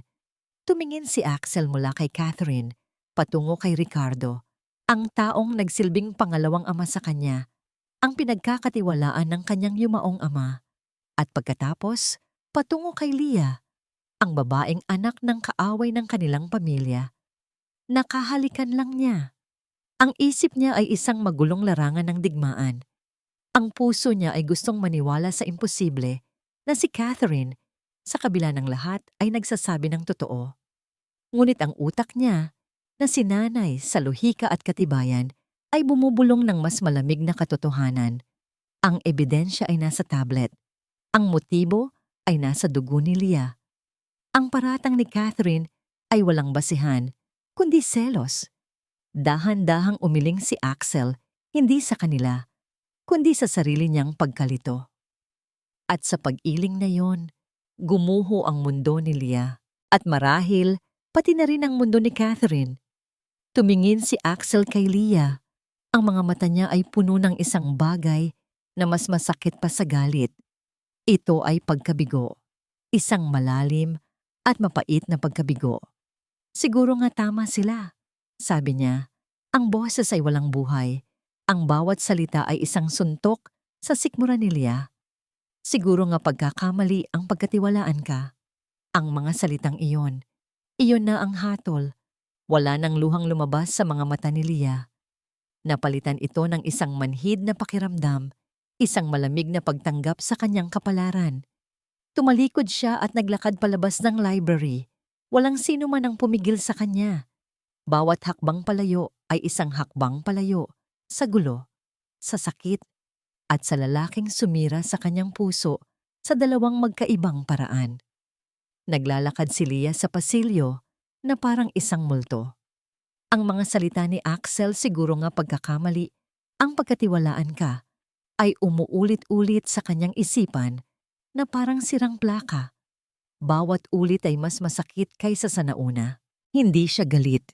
Hindi na. Ang naramdaman niya ay isang malalim at nakakapagod na pagkabigo. Pagkabigo hindi lang kay Axel, kundi sa sarili niya. Bakit niya hinayaan ang sarili niyang umasa? Bakit niya hinayaan ang isang halik na gibain ng pader na dapat ay matagal na niyang itinayo sa paligid ng kanyang puso. Pumasok siya sa guest room na ibinigay sa kanya. Ang lawak at karangyaan nito na dating nakakamangha sa kanya ay ngayon ay parang isang malamig at walang kaluluwang kulungan. Ang malambot na kama, ang mamahaling mga kurtina, ang mga gintong palamuti. Lahat ng yon ay walang halaga. Lahat ay isang kasinungalingan. Umupo siya sa gilid ng kama. Hindi siya umiyak. Tila naubos na ang lahat ng luha niya. Nakatitig lang siya sa kawalan. Ano na ang gagawin niya ngayon? Mananatili ba siya rito bilang isang bilanggo na pinagdududahan sa bawat kilos? Maghihintay hanggang sa sila ay magsawa at palayasin na lang siya? O maghihintay hanggang sa gamitin siya ni Axel bilang pain para sa kanyang mga kaaway? Hindi. Isang biglaang determinasyon ng pumuno sa kahungkagan sa kanyang dibdib. Tapos na siya sa pagiging biktima. Tapos na siyang maging isang piraso lamang sa laro ng ibang tao. Kung ang mundong ito ay puno ng kasinungalingan at pagtataksil, hindi siya kabilang dito. Tumayo siya. Ang kanyang mga gamit, halos wala. Isang uniforme, isang pares ng sapatos. Ang pagkatao niya ay hindi nakatali sa lugar na ito. Kinuha niya ang jacket na ipinahiram sa kanya ni Axel noong tumakas sila mula sa kanyang apartment. Napakapit siya rito ng mahigpit. Ito ang tanging bagay na nagpapaalala sa kanya ng maikling sandali kung saan naramdaman niyang ligtas siya sa piling nito. Ngayon, ito ay simbolo na lang ng isang kasinungalingan. Naglakad siya palabas ng kwarto. Nakasalubong niya ang ilang kasambahay sa pasilyo. Tinitingnan siya ng mga ito na may pinaghalong awa at pag-usisa. Hindi niya sila pinansin. Dire-diretso siyang naglakad papunta sa library. Alam niyang nandoon pa rin si Axel. Nang buksan niya ang pinto, nakita niya itong nakatayo, nakatalikod, nakatingin sa labas ng bintana. Ang tindig nito ay matigas at malungkot. Hindi ito lumingon. Alam nitong siya ang dumating. "Aalis na ako," sabi ni Leah. Ang boses ay kalmado at pinal. Humarap si Axel. Ang mukha nito ay parang isang maskara na gawa sa bato. "Sinabi ko na sa'yo, delikado sa labas." "Mas delikado dito," sagot niya. Inuulit ang mga salitang sinabi niya kanina. Pero ngayon, mayroon na itong ibang kahulugan. Hindi na lang pisikal na panganib ang tinutukoy niya. Lumapit siya sa mesa at maingat na inilapag ang jacket na hawak niya. "Salamat sa lahat," sabi niya. At sa mga salitang iyon, isinama na niya ang pasasalamat sa pagligtas nito sa apartment at ang paalam sa anumang namuo sa pagitan nila. "Malaya ka na sa akin. Malaya mula sa pagdududa. Malaya mula sa responsibilidad." Tumingin si Axel sa jacket at pagkatapos ay sa kanya. Sa isang saglit, nakita ni Leah ang isang siwang sa kanyang maskara. Isang kislap ng pagsisisi, ng sakit. Pero kasing bilis ng paglitaw nito, nawala rin ito. "Hindi kita pipigilan," sabi lang nito. Ang boses ay malamig. Tumango si Leah. Iyon lang ang kailangan niyang marinig. Tumalikod siya at naglakad palabas ng silid, palabas ng kanyang buhay, nang hindi na muling lumingon. Walang sino man ang pumigil sa kanya habang tinatahak niya ang mahabang pasilyo, habang bumababa siya sa malawak na hagdanan, at habang binabagtas niya ang malaking foyer. Ang mga gwardiya sa pinto ay nagkatinginan lang, pero hinayaan siyang dumaan. Marahil ay may utos na mula sa itaas. Nang sa wakas ay makalabas siya ng malaking tarangkahan ng mansyon, doon lang niya naramdaman ang pagbagsak ng isang malakas na ulan. Tila nakikidalamhati ang langit sa kanya. Hindi niya ito ininda. Naglakad lang siya sa ilalim ng ulan, hinahayaan ang bawat patak na hugasan ang kanyang mukha, ang kanyang damit at sana, pati na rin ang sakit sa kanyang puso. Wala siyang pera, wala siyang cellphone, wala siyang matutuluyan. Nasa gitna siya ng isang hindi pamilyar na subdibisyon, basang-basa at nag-iisa. Pero sa kauna-unahang pagkakataon, Mula nang makilala niya si Axel Del Fiero, naramdaman niya ang isang kakaibang kapayapaan. Isang kapayapaan na dulot ng kalayaan. Kalayaan mula sa gulo, kalayaan mula sa panganib, kalayaan mula sa sakit. Naglalakad siya sa isang madilim at tahimik na kalsada. Ang tanging ingay ay ang lagaslas ng ulan. Napatingala siya sa langit, ipinikit ang kanyang mga mata, at huminga ng malalim. Sa sandaling iyon, isang pares ng nakakasilaw na ilaw ang tumutok sa kanya. Isang itim na van ang huminto nang biglaan sa kanyang tabi. Bago pa man siya makasigaw o makatakbo, bumukas ang pinto nito. Dalawang malalaking kamay ang humawak sa kanya ng mahigpit, tinakpan ang kanyang bibig, at walang awang kinaladkad siya papasok sa madilim na loob ng sasakyan. Ang huling nakita niya bago isara ang pinto ay ang malakas na buhos ng ulan sa walang taong kalsada. At pagkatapos, ang lahat ay naging itim. Ang katahimikan na iniwan ni Leah ay mas maingay kaysa sa pinakamalakas na sigaw. Nakatayo pa rin si Axel sa gitna ng library, nakatitig sa jacket na iniwan nito sa mesa. Ang simpleng itim na jacket na yon ay tila may sariling bigat, isang pisikal na representasyon ng kanyang kabiguan. Hinayaan niya itong umalis. Matapos niyang ipangako na poprotektahan niya ito, hinayaan niya itong maglakad palabas sa gitna ng panganib. Dala-dala ang mga sugat na siya mismo ang may gawa. May isang parte sa kanya, ang Del Fiero sa kanya, ang CEO, ang pinuno ng isang mapanganib na mundo na nagsasabing iyon ang tamang gawin. Isa siyang panganib. Isang koneksyon sa kanyang kaaway. Ang pag-alis niya ay isang lohikal na solusyon, pero ang parte sa kanya na nagising nang makilala niya, si Leah. Ang parteng nakalimutan na niya, ang parteng marunong pa ring makaramdam, ay sumisigaw sa sakit at pagsisisi. Dinampot niya ang jacket, naamoy niya ang bahagyang bakas ng amoy nito, isang amoy ng sabon at ulan. Ikinuyom niya ang kanyang kamao. Sir Axel, ang boses ni Ricardo mula sa pinto ang pumutol sa kanyang pag-iisip. Hindi niya ito nilingon. Ano na ang plano, sir? Ngayong nakaalis na ang babae. Walang plano. Malamig na sagot ni Axel. Bumalik na sa dati ang lahat. Isang matalinong desisyon, sir. May kung ano sa tono ni Ricardo na gumambala kay Axel. Isang tono ng tagumpay? Humarap si Axel dito. May problema ba, Ricardo? Wala po, sir. Natutuwa lang po ako na ligtas na kayo ulit. Naalis na ang panganib. Panganib. Ang tingin ba niya kay Leah ay isang panganib? Isang babaeng walang armas, kundi ang kanyang tapang at kabutihan? Biglang pumasok si Catherine sa library. Ang mukha nito ay namumumugto, bakas ng pag-iyak, ngunit may dala itong determinasyon sa kanyang mga mata. Sinungaling ka, sabi nito, nakaturo kay Ricardo. At ikaw, bumaling ito kay Axel, isa kang tanga. Catherine, tama na. Pagod na sabi ni Axel. Hindi ako titigil hanggat hindi mo nakikita ang katotohanan. Lumapit ito kay Axel. Sa kamay nito, may hawak itong isang maliit na silver na USB flash drive. Nang marinig kitang umuwi, alam kong may mali. Kaya kinabit ko ito sa ilalim ng mesa ni Ricardo. Isang voice-activated recorder. Nanlaki ang mga mata ni Ricardo.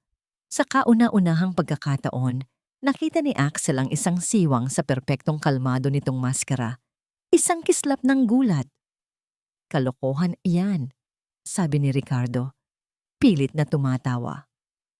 Sir Axel, alam niyo namang gagawin ni Miss Catherine ang lahat para lang hindi na siya pinatapos ni Catherine. Mabilis nitong isinaksak ang USB sa laptop na nasa mesa ni Axel at pinindot ang play. Oh, ayon sa plano, ang tangang si Axel ay naniwala. Akala niya, ang nurse ang traidor. Ang boses ni Ricardo, malinaw na malinaw. Hindi niya alam na tayo ang may pakana ng lahat, mula sa ambush hanggang sa peking phone records. Madali lang siyang paikutan kapag ang puso na niya ang pinag-uusapan. Napako si Axel sa kanyang kinatatayuan. Ang bawat salita ay parang isang suntok na nagpapahinto sa kanyang paghinga. Kapag nakuha na natin ang tiwala niya ulit, tatapusin na natin siya at ang buong Del Fierro Empire sa wakas ay mapupunta sa nararapat. Katahimikan. Dahan-dahang itinaas ni Axel ang kanyang tingin mula sa laptop patungo kay Ricardo, ang taong itinuring niyang pangalawang ama, ang pinagkakatiwalaan ng kanyang pamilya, ang ahas sa loob ng kanilang tahanan. Ang mukha ni Ricardo ay hindi na kalmado. Ito ay napalitan ng isang mapait at puno ng galit na ekspresyon. Dapat ay matagal ng akin to, sabi nito. Ang boses ay puno ng lason. Hindi sa isang batang tulad mo na walang alam, kundi magpasarap sa yaman na pinaghirapan ng iba. Pero hindi na nakikinig si Axel. Ang isip niya ay nasa isang lugar lang. Kay Leah. Pinaratangan niya ito. Ipinagtabuyan. Sinaktan. Hinayaan niyang umalis sa gitna ng ulan, mag-isa. Ang katotohanan yon ay mas masakit kaysa sa anumang bala. "Catherine!" sabi niya. Ang boses ay nanginginig sa pinipigilang galit. "Salamat." Tumingin siya sa babaeng matagal na niyang hindi pinaniwalaan. "Patawarin mo ako." Isang mapait na ngiti ang sumilay sa labi ni Catherine. "Mahal kita, Axel. Kaya kahit masakit, kailangan mong malaman ang totoo. Huwag mo siyang hahayaang mawala." Hindi na kailangan ng ikalawang salita. Sa isang iglap, ang CEO na kalmado at nag-iisip ay nawala. Ang pumalit ay isang lalaking nag-aapoy sa galit at pagsisisi. Dumagundong ang kanyang boses sa buong silid. "Guards!" Agad na pumasok ang dalawang armado niyang tauhan. "Hulihin niyo ang traidor na yan," utos niya. Nakaturo kay Ricardo. "Huwag niyo siyang hahayaang makatakas." Bago pa man makakilos si Ricardo, dinakma na siya ng mga gwardiya. Humarap si Axel sa kanyang head of security. "Hanapin niyo si Leah. I-check ang lahat ng CCTV sa subdivision. I-deploy ang lahat ng tao. Galugarin niyo ang buong syudad. Kung kinakailangan, gusto ko siyang makita. Ngayon na." Nagmamadali siyang lumabas ng library. Suot ang jacket na iniwan ni Leah. Ang puso niya ay binabayo ng takot. Isang takot na mas matindi pa kaysa noong siya ay hinahabol ng bala. Takot na baka huli na ang lahat. Habang tumatakbo siya palabas, patungo sa kanyang sasakyan, tumunog ang kanyang cellphone. Isang unknown number, sinagot niya ito. "Naghahanap ka ba ng isang bagay, Axel?" Ang boses. Ang boses mula sa recording. Ang boses ng taong kasabwat ni Ricardo. Ang boses ni Marcos Sandoval. Nasaan siya? Sigaw ni Axel sa telepono. Ang ugat sa kanyang leeg ay lumalabas. Isang malamig na tawa ang narinig niya mula sa kabilang linya. "Kung gusto mong makita ulit ang nurse mo, mag-isa kang pumunta sa lumang bodega sa Pantalan. Bodega 14, 1 oras. Walang pulis, walang backup, kundi, alam mo na, click." Ibinaba ang tawag. Napahinto si Axel sa gitna ng ulan. Ang cellphone ay mahigpit na hawak sa kanyang kamay. Isang bitag. Alam niyang isa itong bitag. Ngunit sa bitag na yon, naroon si Leah. Tumingin siya sa kanyang mga tauhan na naghahanda ng umalis. Pwede siyang magdala ng backup. Pwede siyang magplano. Iyon ang matalinong gawin. Iyon ang gagawin ng isang CEO. Pero hindi na siya nag-iisip bilang isang CEO. Nag-iisip siya bilang isang lalaking handang isugal ang lahat para sa babaeng sinaktan niya. Sumakay siya sa kanyang kotse. "Huwag kayong susunod."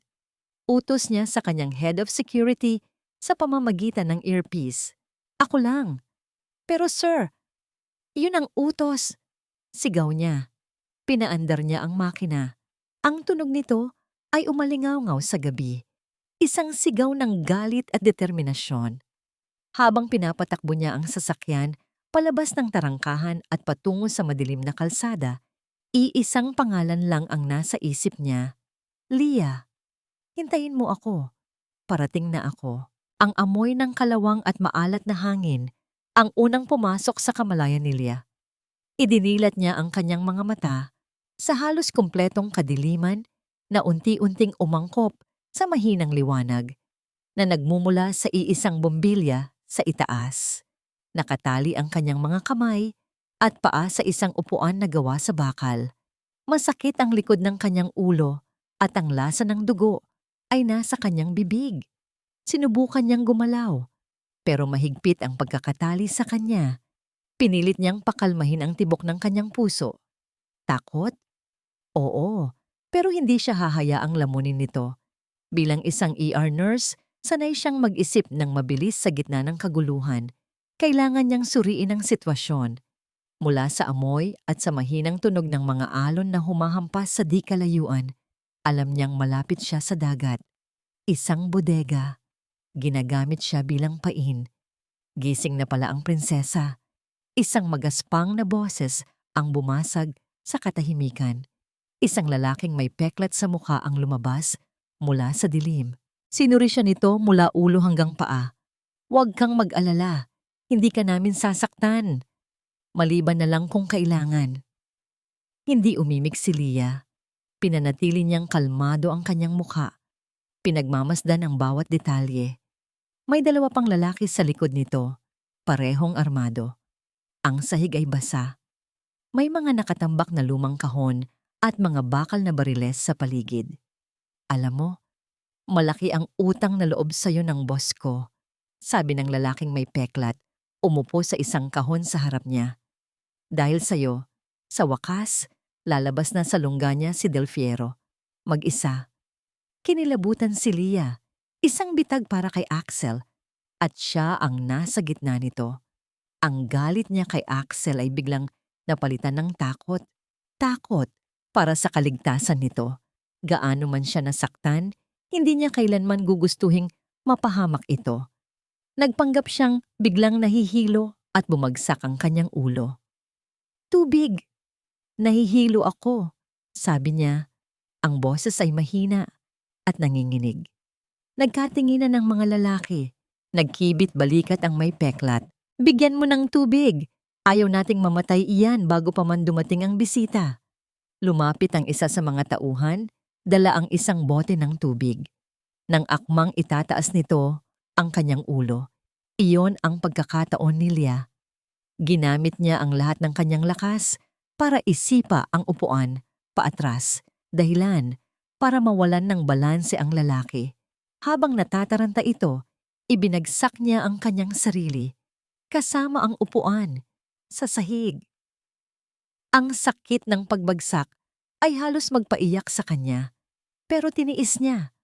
Malapit sa kanya, may isang piraso ng salamin mula sa basag na bote. Gamit ang kanyang mga paa, sinubukan niyang abutin iyon at itulak palapit sa kanyang mga kamay na nakatali sa likod. Walang hiyang babae ito, sigaw ng lalaking may peklat at nagsimula na silang lumapit. Sa parehong sandali, isang malakas na kalabog ang yumanig sa malaking metal na pinto ng bodega. Bumukas ito ng malakas. Nakatayo doon si Axel, basang-basa ng ulan. Ang anino niya ay mahaba at nakakatakot sa ilalim ng nag-iisang bombilya. Ang mukha niya ay walang emosyon, pero ang kanyang mga mata ay nag-aapoy sa galit na kayang tumupok ng buong syudad. Hawak niya ang isang baril, nakatutok sa kanila. Bitawan niyo siya, sabi niya. Ang boses ay kalmado, ngunit may bigat na parang isang hatol. Ang mga tauhan ni Sandoval ay nagulat ngunit mabilis na nakabawi. Itinutok nila ang kanilang mga baril kay Axel. Ngumisi ang lalaking may peklat. Dumating ka nga, nag-iisa, ang tapang mo, Del Fiero. O baka naman, katangahan lang yan. Hindi inalis ni Axel ang tingin sa kanila, pero ang gilid ng kanyang paningin ay nasa kay Leah na nasa sahig. Lahat ng tiwala ko binigay ko sa'yo. Isang boses ang umalingaw-ngaw mula sa itaas, sa isang metal na walkway. Lumabas mula sa dilim si Ricardo, hindi na nakatali, at may hawak na sariling baril. Sa tabi niya, Isang mas matandang lalaki na may malamig na mga mata, si Marcus Sandoval. "Ricardo," sabi ni Axel, walang bakas ng gulat, tanging galit lang. "At Sandoval, nagtago ka sa likod ng isang duwag." "Hindi ito kaduwagan, Axel. Diskarte," sagot ni Sandoval.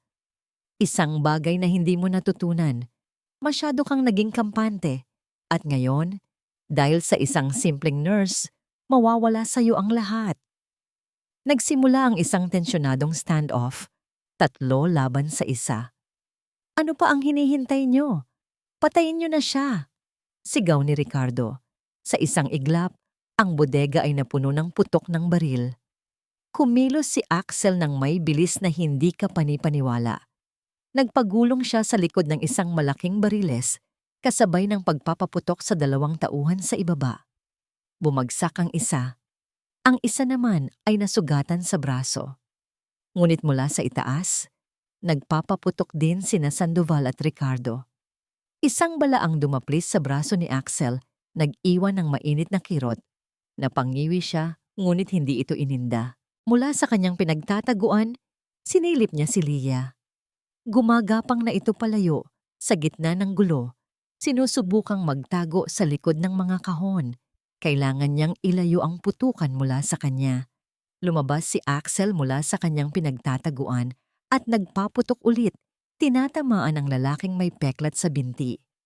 Habang abala ang lahat sa kanya, hindi nila napansin si Leah. Gamit ang piraso ng salamin, sa wakas ay naputol niya ang lubid sa kanyang mga kamay.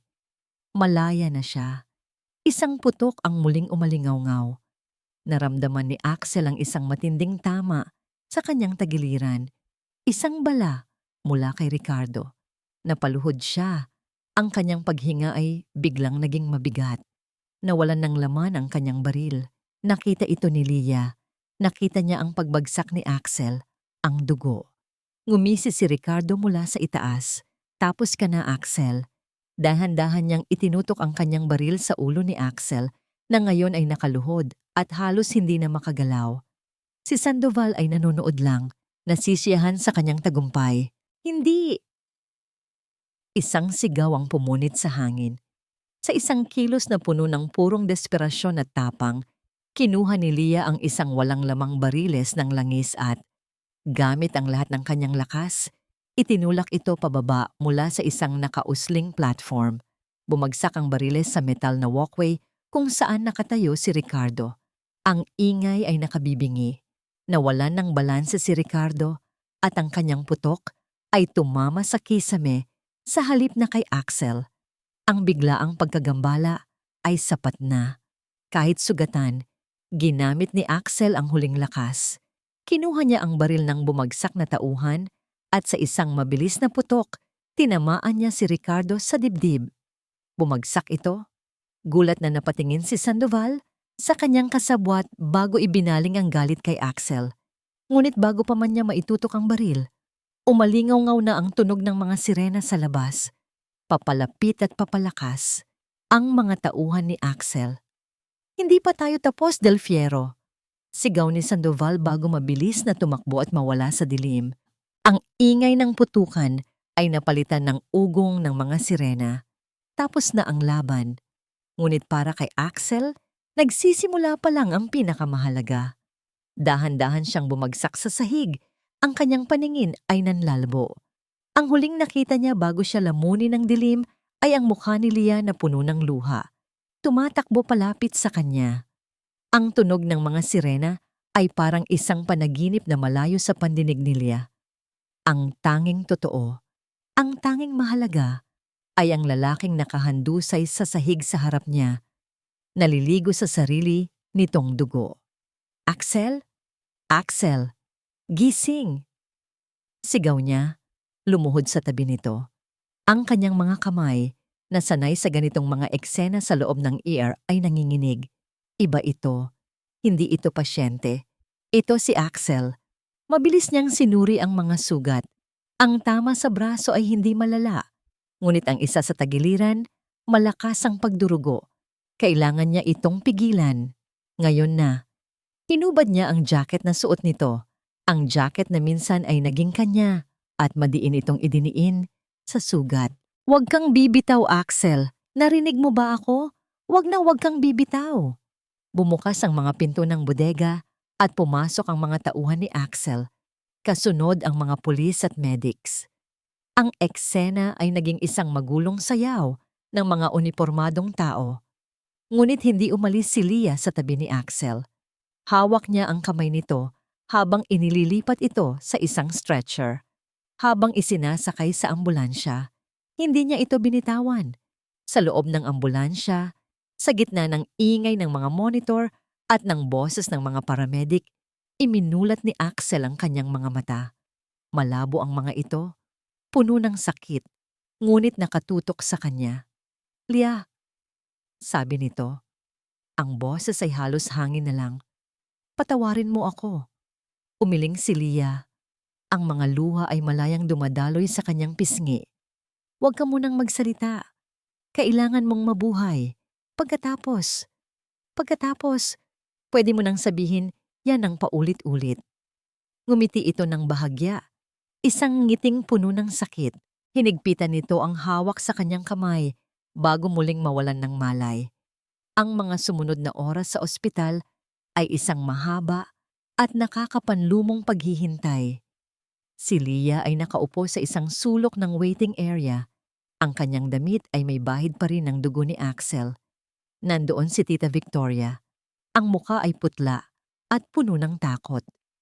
Nandoon din si Catherine, tahimik at nakatingin sa kawalan. Walang nagsasalita. Ang kanilang pagkakaiba, ang kanilang mga alitan, ay pansamantalang nawala, napalitan ng iisang dasal, ang kaligtasan ni Axel. Lumapit si Catherine at umupo sa tabi ni Leah. Sa loob ng ilang sandali, katahimikan lang ang namagitan sa kanila. "Salamat," basag ni Catherine sa katahimikan. "Iniligtas mo siya." Tumingin si Leah sa kanya. "Pareho natin siyang iniligtas." Isang maliit at malungkot na ngiti ang sumilay sa labi ni Catherine. "Mahal na mahal mo siya, no?" Hindi nakasagot si Leah. Hindi na kailangan. Ang sagot ay nasa kanyang mga mata, sa paraan ng panginginig ng kanyang mga kamay.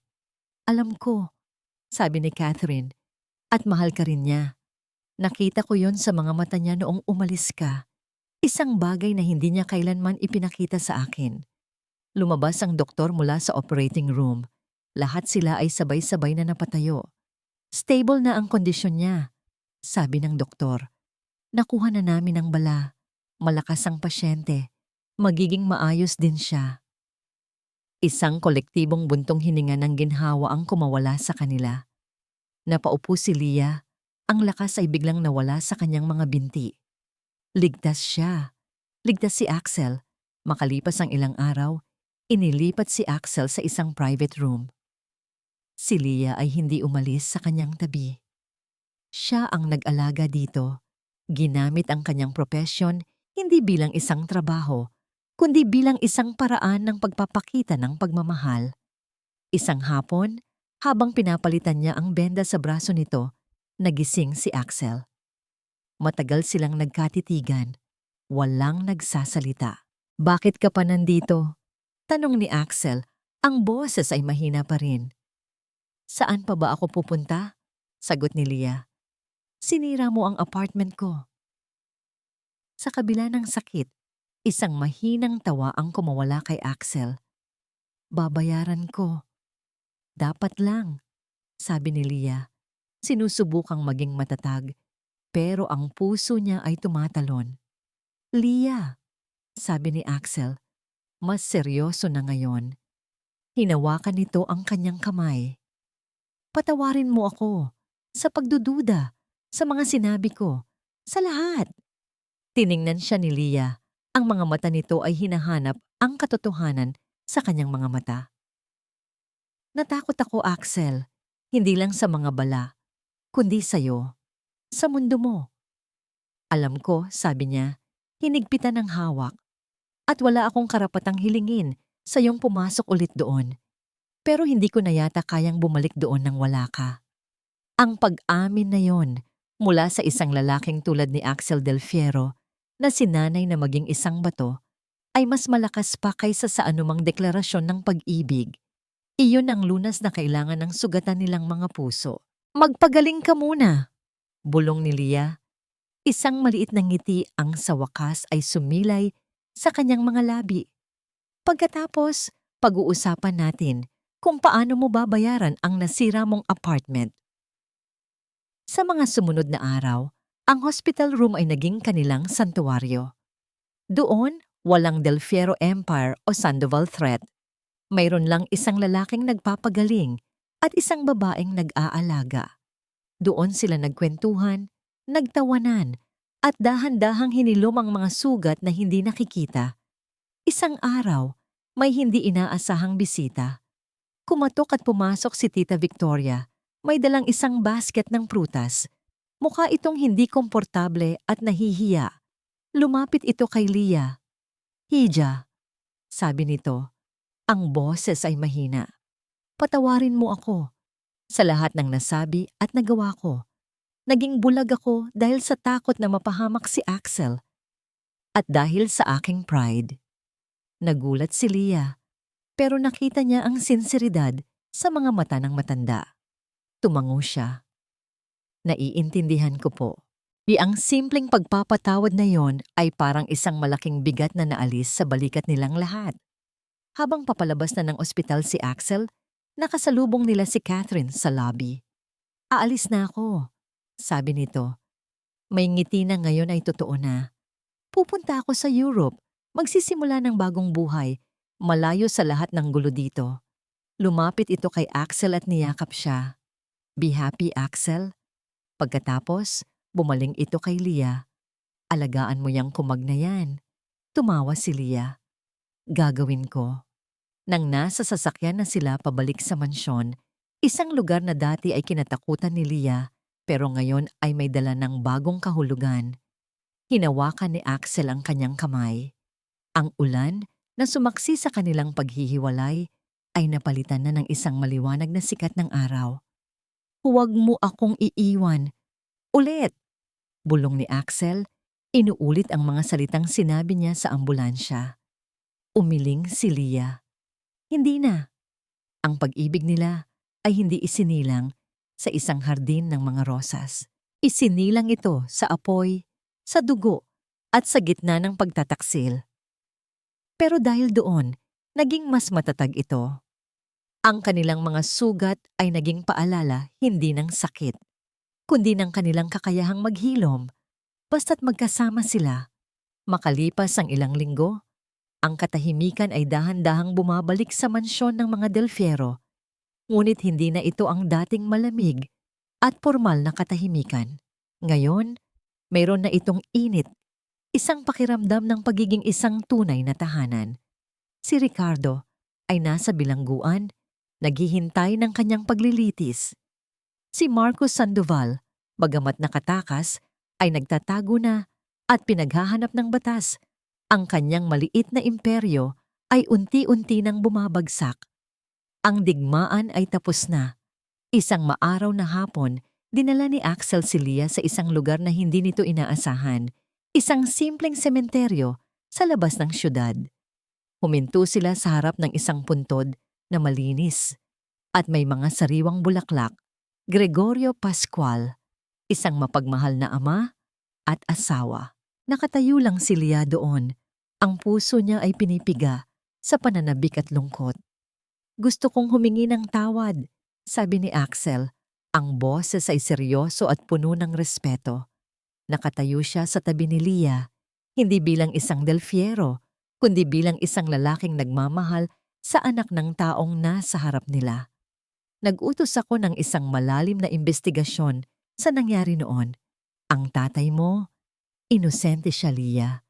Ginawa siyang pain ng mga Sandoval para pagtakpan ang sarili nilang pandaraya. At ang kumpanya namin, sa kagustuhang manalo, ay naging bulag sa katotohanan." Tumingin siya kay Leah. "Hindi ko na maibabalik ang nakaraan, pero sisiguraduhin kong malilinis ang pangalan niya. Ibabalik ko ang karangalan na ipinagkait sa kanya." Ang mga luhang pumatak mula sa mga mata ni Leah ay hindi na luha ng sakit, kundi luha ng pasasalamat at kapayapaan. Sa wakas, pagkatapos ng maraming taon, nabigyan ng hustisya ang kanyang ama. Hinawakan niya ang kamay ni Axel. Salamat! Yumuko si Axel sa harap ng puntod.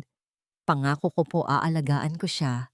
Nang gabing iyon, nakatayo sila sa malawak na balkonahe ng mansyon. Tanaw ang libo-libong ilaw ng syudad. Ang hangin ay sariwa, at ang langit ay puno ng mga bituin. Naaalala mo ba noong una kang dumating dito? Tanong ni Axel, nakayakap mula sa likuran ni Leah. Ang lugar na ito ay parang isang kulungan para sa'yo. Ngumiti si Leah, isang gintong hawla. Dati, ang mansyon na ito ay kuta ko laban sa mundo. Pagpapatuloy ni Axel, ang kanyang baba ay nakapatong sa balikat nito. Isang pader para hindi ako masaktan, para hindi ako magtiwala. Pero tinuruan mo akong makita ito sa ibang paraan. Humarap si Leah sa kanya. At ano na ito ngayon? Mula sa kanyang bulsa, kumuha si Axel ng isang susi. Hindi ito susi ng kotse o ng isang safety deposit box. Isa itong simpleng susi ng bahay. Inilagay niya ito sa palad ni Leah. Ngayon, gusto kong maging tahanan natin ito. Sabi niya, ang mga mata ay puno ng sinseridad. Hindi dahil pag-aari ko ito, kundi dahil nandito ka. Ikaw ang tahanan ko, Leah. Ang mga salita ay simple, pero para kay Leah, iyon ang pinakamagandang pangako sa buong mundo. Hindi na niya kailangan ng mga mamahaling regalo o mga engrandeng salita. Ang kailangan lang niya ay ang lalaking ito, ang kanyang pasyente, ang kanyang kalaban, ang kanyang tagapagligtas, at ngayon, ang kanyang pag-ibig. Mahal kita, Axel Del Fiero, sabi niya. Ang bawat salita ay nagmumula sa kaibuturan ng kanyang puso. Mas mahal kita, Leah Pascual, sagot nito. Ang nurse ko, ang anghel ko. Ibinaba ni Axel ang kanyang muka at hinalikan siya. Isang halik na malayo sa una nilang marahas at desperadong halik sa library. Ito ay malambot, puno ng pangako, at may lasa ng isang bagong simula. Sa ilalim ng tahimik na kalangitan, ang dalawang taong pinaghiwalay ng nakaraan at pinagtagpo ng isang marahas na kapalaran ay sa wakas ay natagpuan ang kanilang kapayapaan. Ang kanilang mga mundo ay maaaring magkaiba. Ngunit sa pagitan ng mga ito, nagtayo sila ng isang tulay. Isang tulay na gawa sa tiwala, pinatibay ng sakripisyo at binuo ng isang pag-ibig na kayang paghilumin ang lahat ng sugat. Ang kwento nila ay hindi perpekto, pero ito ay totoo. At para sa kanila, iyon ay sapat na.